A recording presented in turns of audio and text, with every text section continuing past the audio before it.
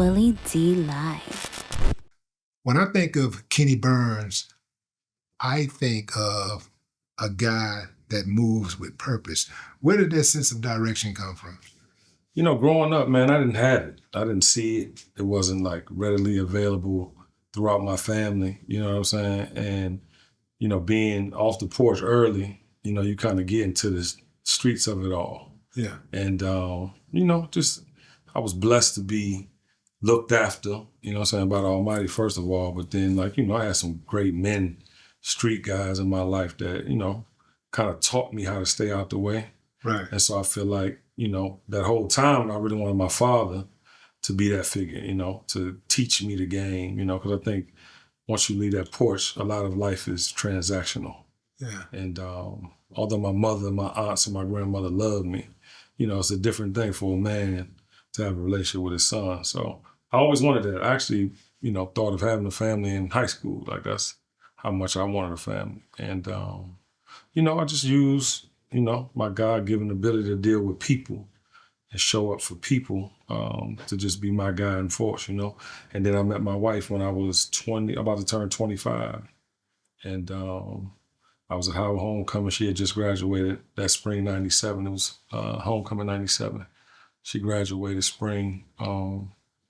And then, yeah, the rest is literally history. We met that fall, dated, moved together that next summer. The next year I had my son.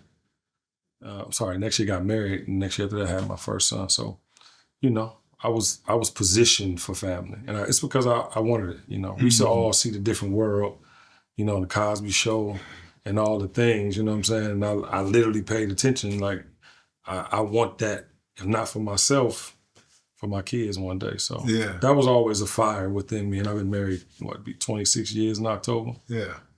My kids are 21 and 24 and they're good humans. So I think my legacy's intact. That's dope, man. What's cool about that is that I totally relate, because John Amos was to me what Bill Cosby was to you. Wow. Seeing that family nucleus, and I wanted that. I admired everything about the character he played, you know, James Evans in Good Times. Oh yeah. You know, I admired everything about him. You know, you knew when you knock on that door, that Evans door, it was a man on the other side of that door. 100%. And he loved his woman, he loved his wife, he loved his children, he would protect them.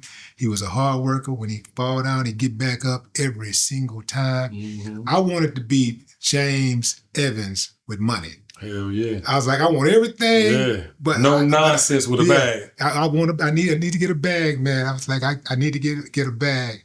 And I was actually able to tell him that story before he passed on. That's beautiful. Yeah, man. Yeah, I wouldn't tell Bill Cosby he inspired me at this point, but. Well, no, because, you know.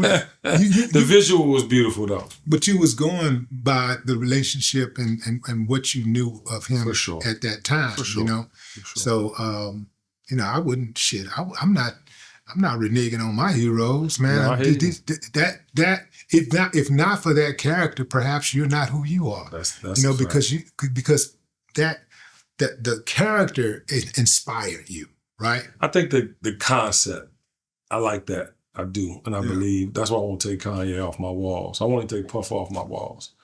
But I do think at a certain point, you know, you said you won't, or you will not. Okay, yeah, you can see him on the walls of my show.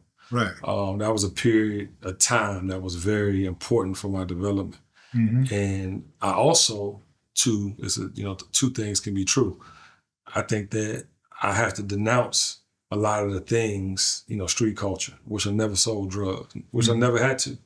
Wish I never went to jail. I wish a lot of things didn't happen, but it was because of my mindset and what I was taught, right? So when you learn better, and now you have responsibility with that education, and a lot of my education has been trial and error. Wasn't a lot of, you know, school education. And, you know, you have the right not only to denounce or make right, but then too, I think as a culture, we tend to forgive to a fault. You dig what I'm saying? And to Bill Cosby, you know, although we saw that image, knowing that he drugged all them women, and did all that shit to them women, there's no way I could respect them. You know, you dig what I'm saying? But did he really drug the women? The Puff really beat the shit out of Cass. Well, we saw that. We know that. That's indisputable. But what I'm saying is, nobody is going to jail for a crime. I mean, now there are people in jail with crimes they did not commit. But for how many people it was, 40-something people. You know what I'm saying? See, here the deal. Like, so back in those days, you know, Spanish Fly, as they said, that was the elixir, the love, the elixir dropping. They were selling Spanish Fly over the counter, bro. When I was a kid, you know, you could go to the store and buy Spanish Fly over the counter. Spanish Fly was akin to, you know, having drinks to relax the moment when you're at a club. I mean, when you're partying or you're in a social setting. You know, some people drink, some people take Spanish Fly, some people smoke weed. But, you know, I've seen many, many times where people have I've actually never used Spanish Fly before myself, but I know people that have used it, and it wasn't a secret that it was being used. It was like, just like it wasn't a secret that somebody was having a drink, you know, an unspiked drink. Right. But, you know, I personally don't believe Bill Cosby violated all them women. I don't believe it. Well, I think a lot of them women lying. I pray it's not true for his spirit. I think a lot of them lying, bro. I think a whole lot of them are lying. But there are people that lie. But the one thing we can't, you know what I'm saying, do is act like it don't happen. And that's my whole thing. Yeah. And I think, again, back to that forgiving culture, you know, we do it to a fault a lot of times because we can't get the good heroes in position because we got all these, you know, false prophets, you know what I'm saying, that we won't let down off the motherfucking pedestal, you know what I'm saying? And I think that's why we can't grow. You look at your era, like you were a part of my childhood growing up with the Ghetto Boys, you know what I'm saying? Mm-hmm. And it wasn't that, you know what I'm saying, I was living that life, you know what I'm saying? Like I become that, what I heard, but not just you, it was NWA, it was a whole lot of contributions to the wrong choices. Not saying the Ghetto Boys was the wrong choice, but I'm saying we were fed something, right? And you go fast forward to this generation. I never, and this is your life. You Bushwick, you know, Scarface, y'all spoke y'all life into existence. And that's why, like, I always have the issues with the youngins that I try to get off of that shit and on to something more powerful and more sustainable. Because at the end of the day, if you knew better, just like you said, you wanted to be John Amos, or with some paper. The only options you had, the options you had were very limited. You dig what I'm saying? But if we didn't have to go through that, if we had better examples, because to the point of Bill Cosby and that whole era, you hear the stories of Ike and Tina, you've seen the movies, you hear and there's not one person almost that wasn't flawed with that type of character or judgment. And think about what I'm saying. Like R. Kelly, you know how much I miss R. Kelly music?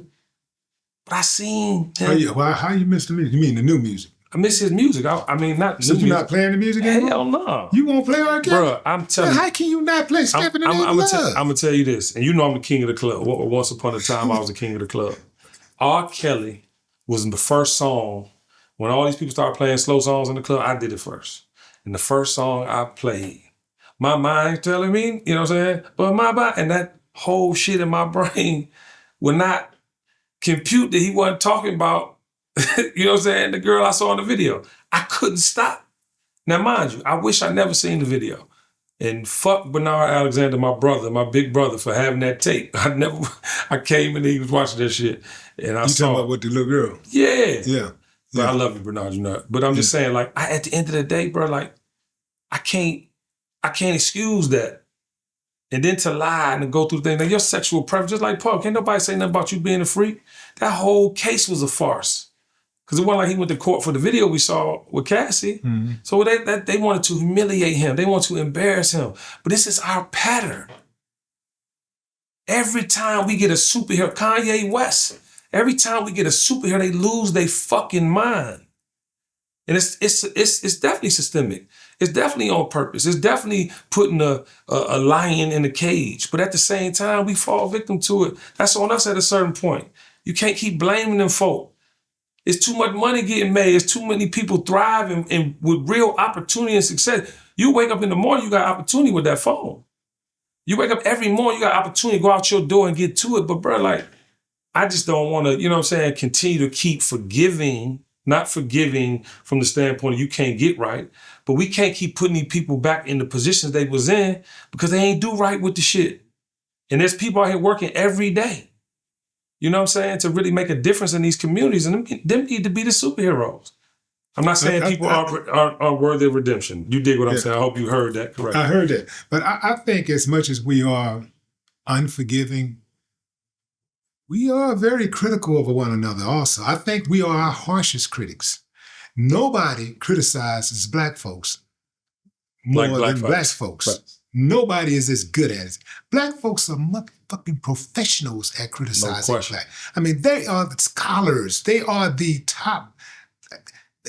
Yeah, they have the PhD. These motherfuckers can win awards for criticizing black people.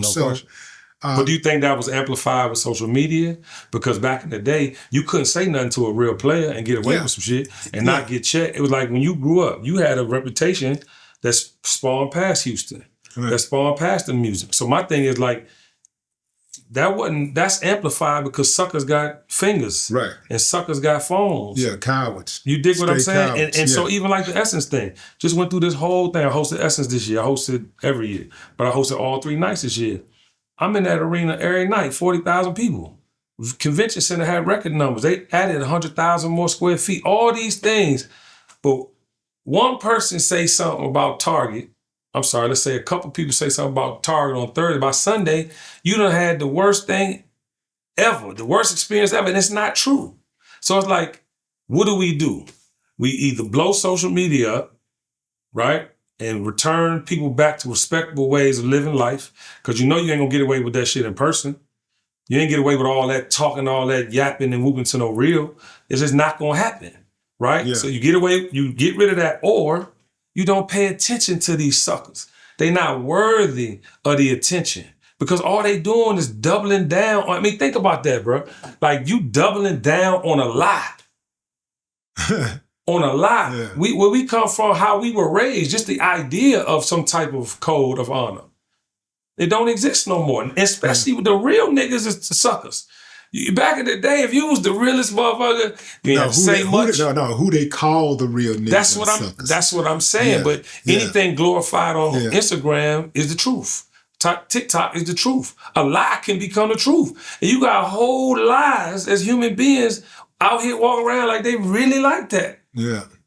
And ain't nobody checking it. See, this is the thing that I want to do, and I pray that you doing, because you my OG. I'm not leaving this earth, not resetting the table.